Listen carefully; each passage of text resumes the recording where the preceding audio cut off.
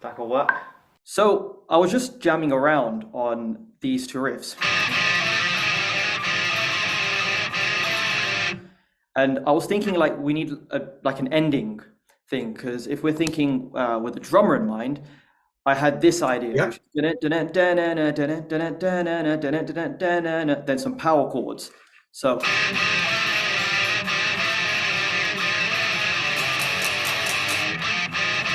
then trying to loop it around like that. yeah, something like that. Yeah, Yeah, because then that gives Vegar a bit more time and a bit of like opportunity to add more like percussive da da da da da da and stuff like that. So the riff, I was thinking as a complete riff,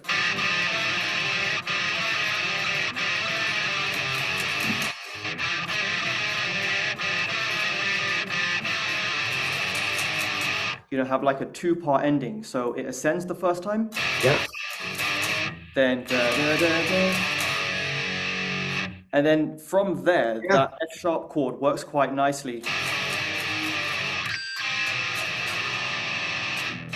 yeah, So it flows quite nicely. It's a bit yeah, technical and difficult to play, like because of the chord changes, but it's something that can definitely be executed with a bit more practice. yeah, yeah. Gives it a bit more That's kind what of I'm thinking. Also, I start by making like this the foundation of something, and when I can barely play it myself and mm, record it, and that's what you're hearing on the take. It's not very good performance, but it works for a demo and arranging. mm. And when it comes to like these turnarounds that are more difficult technical, you have to like practice them for a while before you can go into recording, if or you're just stumbling through it and it Yeah, don't sound good. So um, sometimes, like in cases like this, even I practice. yeah. Yeah, Now, of because I'm course, not because good at that. At the usual, I don't practice guitar. I don't play guitar. I just use it when I need to. So in these cases, I'm just looping the riff and practicing, and then I record it when I'm feeling like slightly comfortable or confident that I'll pass. yes, Um, that's right. Because I found like recording yourself is the best practice for playing in time, getting tight, and yeah, making sure that your playing is, really on point. Because you've got to yeah, be bang on to the click and everything, and it requires that level of practice to go through all of the chord changes as well, and just making sure your playing is down, and then continuing, going back to what you're saying earlier with like the fast bit, like just jamming around after the,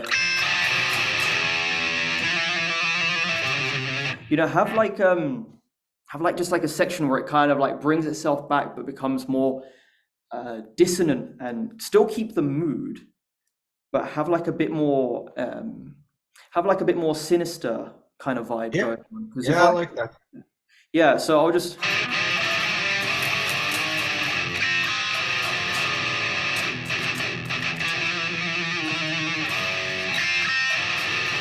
maybe Yeah, take that riff we and could add to that riff as well. That was a good idea because what I liked about your bass lines on the other riffs is that they call in that sinister.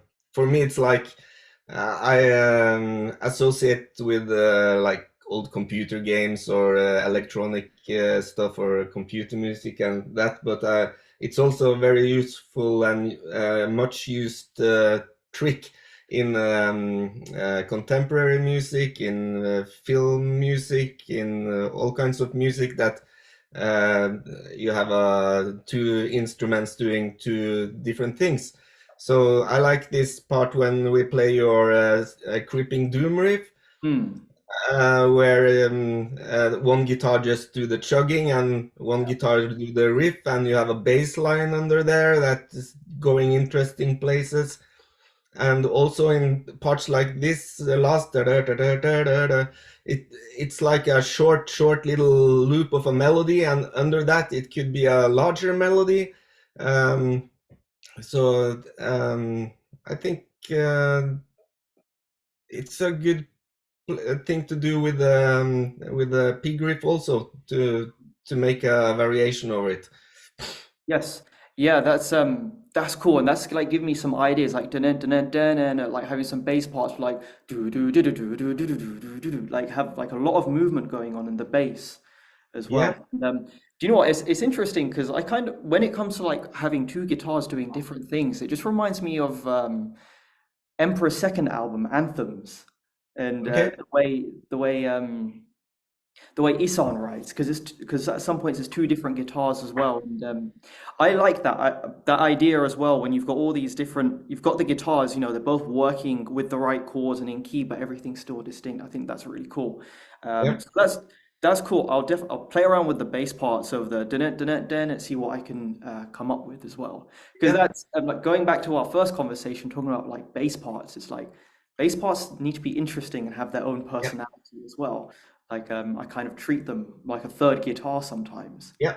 You But should, what? I think it's like, why should that be, if you weigh up one guitar and a bass and the drums and vocals and everything, I think it mostly should be pretty equal. Mm, Um, I can argue in the later years that I want to put more emphasis on vocals and drums. mm, Um, but for like a general rule, it should be like you should uh, put work into the bass as well. You should put work into the second guitar. Uh, if you're not after something really simple, but you should use what you have available, so you can generate more diversity in your music, I think. for sure, yeah. Because that's yeah. It's just going back to what we were talking about before, where every song needs to have a unique identity and serve a Yeah, purpose and yeah, be its own thing. And then that's how great songs are made. That's why so many great songs are distinct. yeah. You know, like it's just That's hallowed why. be thy yeah, hallowed be thy name, Iron Maiden, very distinct. Iron Man, Yeah, Black Sabbath, what's that other one? Paranoid, going back to like the super yeah. early stuff, Sad But True, Creeping Death, All the songs you remember are different from all other songs in some way, so they have to like exactly, make their own right or something. exactly. Going back to riffs,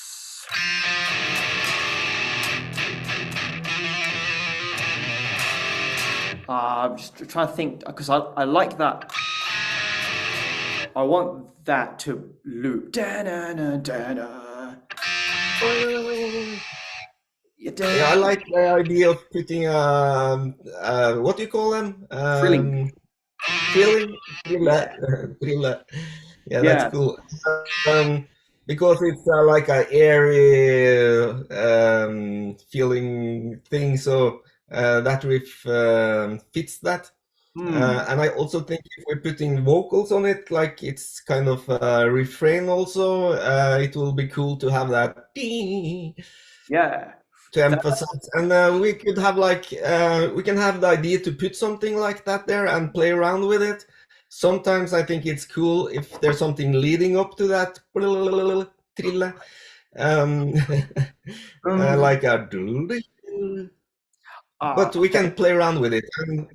And if it's put there in a rhythmical, cool place also, Yeah. and also we can try out like two guitars doing two different tones. Hmm. Yeah, like a harmonized kind of thing. Because like when you said that lead in, Yeah,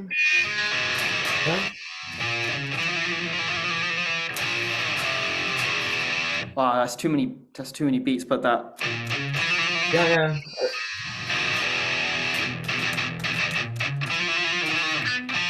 I think dun, dun, dun, dun. I'll have to record that one with two guitars to make sure that properly fits. But I'm quite digging this. Yeah. Oh, Something up there that makes like a lifting, creepy feeling. yeah, yeah, yeah. These kind of like those. Nice tones. Yeah, those all these like minor thirds diminished sounds. About this rhythm, like da da da da da do do do do do do. Oh, yeah, yeah. like that kind of Yeah, thing. just give it a like time for the chuggers to be in between and end it with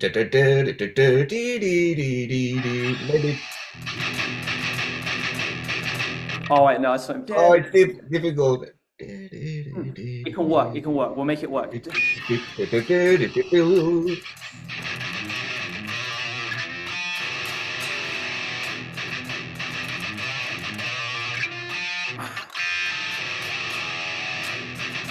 Yeah, we'll make that work. I think that will be cool as well. I think that also is a little on purpose to break off the 4/4 Mm, rhythmic with triplets or overlay 4/4 with 3/4.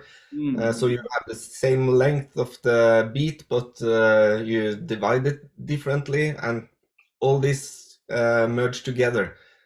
Yeah, for sure. For sure. Yeah, I think that would be cool. And if we make like playthrough videos and we edit like a really cool video together, and then see if we can get a drum takes in there as well. I think that'd Yeah, be a really dynamic video. And I talked to Vegard yesterday. yeah, Yeah, and he's with us. We have put a lot of files up on the server, and he got access to the bin. But he said like, I don't understand this anyway, so we need to talk. Um, Not the computer part, but what is what of the files. So I made a new mix for him, I think, and sent him that. And we talked a bit about the idea with the Celtic Frostish beat, and he really liked that as well. And with this, we talked about that the drummer should also not only play straight but have riffs in the music. Um, and he was very glad to take part. So I think within this weekend or maybe next year we'll record drum parts for us. So we'll have something real drums to work with. He also said that he had a MIDI setup if we wanted to use samples or get MIDI from him, but I think it's easy anyway if we figure that his set is we need to change the pitch of the snare or anything like that. We can do it easily in our programs. His set was like rigged for mid-tempo and faster and slower parts, so it should cover the need for this song, I think. I really look forward to hear what he's making up for us, and he'll also do different takes and different rhythms, different try out different ideas. So we'll get like 2 or 3 takes from him, which we can edit and put into the song. I'm really excited to be working with Vegar because he's one very, very talented drummer. He's He is insane. Yeah, so just for the viewers, we've got Veal Vegar. He is the drummer who used to play in Keep of Kalisin. He played in Gorgoroth Live, and he's also the mastermind of Hordem Rife. So he's going to be doing the drums for this project, which is super fucking exciting. So let's give him a few ideas we can work with.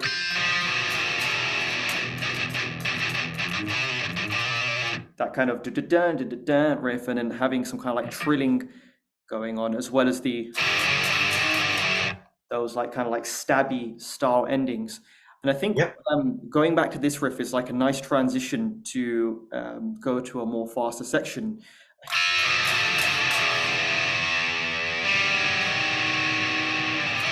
Maybe we could like take it a step back, make it a bit more kind of like Floating. yeah, yeah.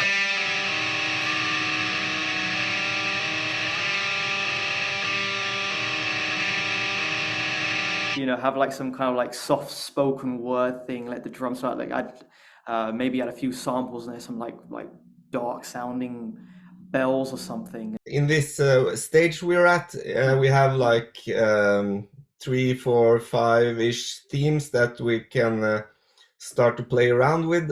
We have a project that's like 2:30 long or something. Yeah. So it's getting um,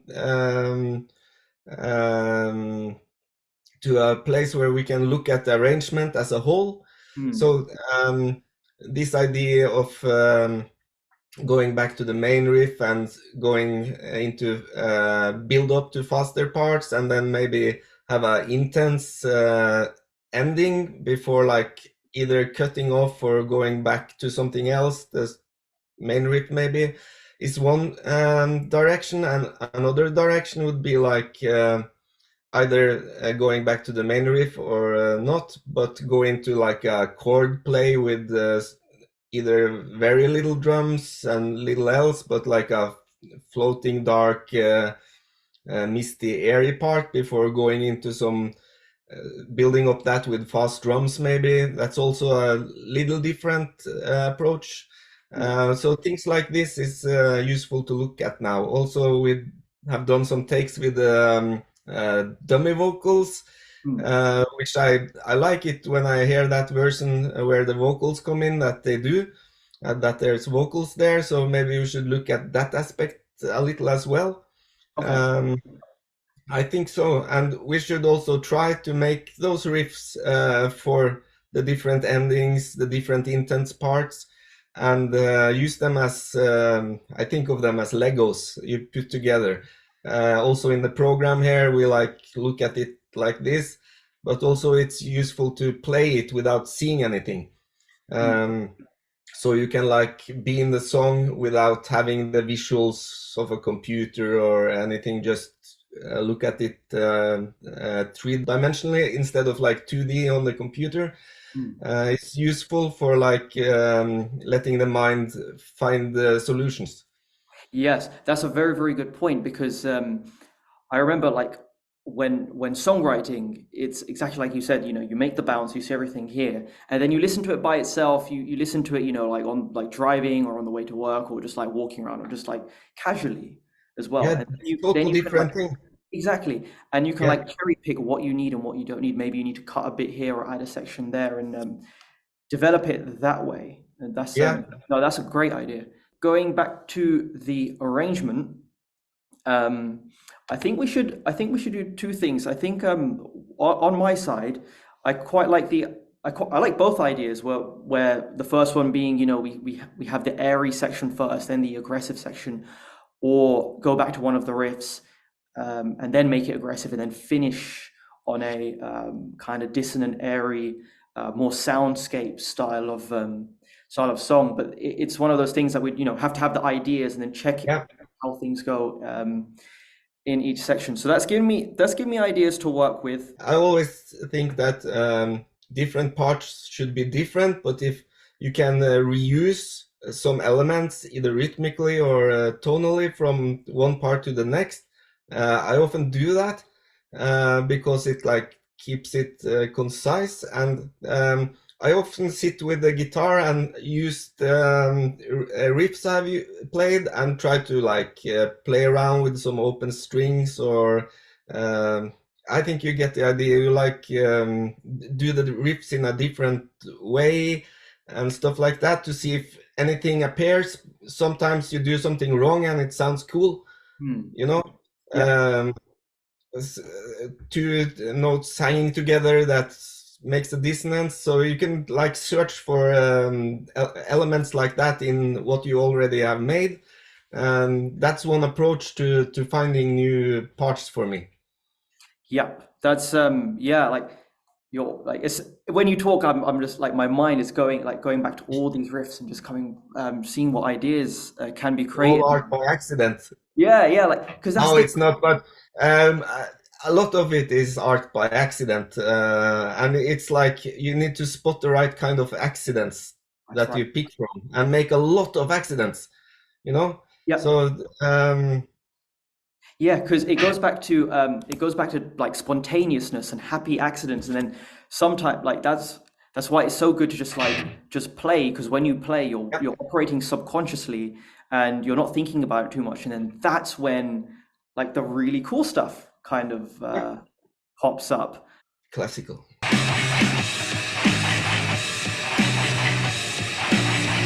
Right, leading part. This works very well in the song. Yes, I agree because And then on the bass tracks, I did this rhythm. You know, kind of like a build-up thing. Get the drums going. Yeah. Get that working with the drum.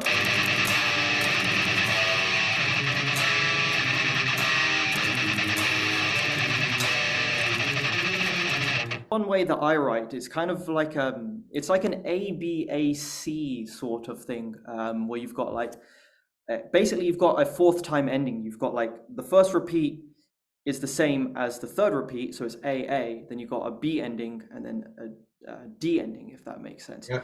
So it kind of it's one way I like to keep the riff catchy and still more interesting for the ear, because if you've got like a riff that's just like the same all the time, it kind of just gets like, yeah, just a bit, I do that all the time. I like that monotonous feel, but I know sometimes I make a different ending on all rounds, and depends what you want. yes, So exactly. Yeah, that's it's, do you know what? Yeah, the different time ending things is a Stellar Master Elite thing. yeah, exactly. I think we're in a very good place right now. Yeah, we are. I think we're in a We're very lucky to have the opportunity to do this way, because uh, not always and not everyone have had that. So it's kind of interesting to see that we can make songs on the opposite side of the globe. Oh yeah. Yeah, and cooperate like on songs, even though you know how it can be in the rehearsal place Hmm. with quarreling and sound and shouting, and people get pissed and creatively injured, and yeah, you know. Yeah. And now we can do this like online in a civilized matter. Earlier about like not looking at your music when you hear it back, Hmm. like listening to it different places, and I have a trick concerning that on my computer. Hmm.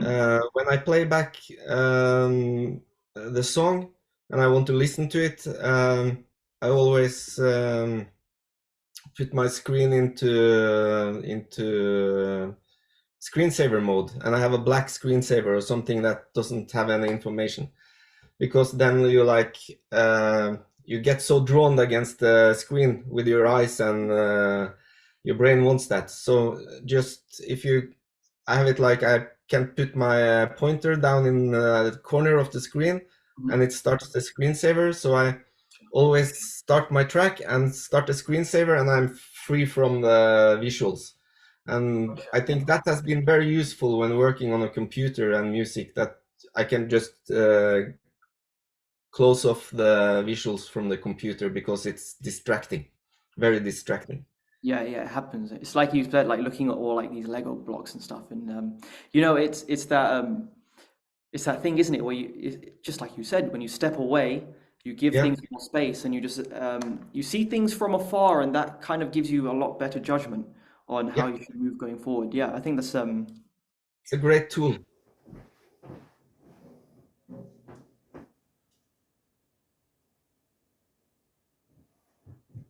Take 1.